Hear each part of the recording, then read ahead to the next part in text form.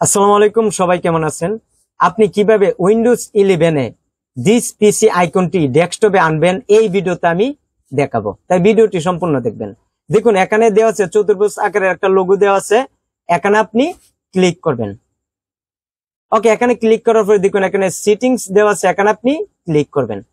ওকে, এখানে ক্লিক করার পরে দেখুন এখানে পার্সোনালাইজেশন দেওয়া আছে, এখানে আপনি ক্লিক করবেন। করার পরে দেখুন এখানে থিমস দেওয়া আছে, এখানে আপনি ক্লিক করবেন। ওকে, এখানে ক্লিক করার পরে দেখুন এখানে একটু নিচে যাবেন, দেখুন এখানে দেওয়া আছে ডেস্কটপ আইকন সেটিংস, এখানে আপনি ক্লিক করবেন। ওকে, এখানে ক্লিক করার পরে এখানে অনেক আইকন দেখাবে। ওকে, আপনার যেটি প্রয়োজন সেটি আনতে পারবেন। এখানে দেখুন কম্পিউটার দেওয়া আছে, ইউজার ফাইলস, তারপরে কন্ট্রোল প্যানেল। ওকে, তারপরে দেখুন এখানে অ্যাপ্লাই আপনি ক্লিক করবেন। ওকে, করার পর ওকেতে আপনি ক্লিক করবেন। ওকে, ওকেতে ক্লিক করার পর আমরা আবার ডেস্কটপে যাব। ডেস্কটপে গিয়ে দেখতে পারবো দিস পিসি আইকনটি ডেস্কটপে এসেছে। অনেকে আমরা এই দিস পিসি আইকনটি ডেস্কটপে আনতে পারি না, তবে আমি যেভাবে দেখিয়েছি এইভাবে যদি আপনি কাজ করেন খুব সহজে ডেস্কটপে দিস পিসি আইকনটি আনতে পারবেন।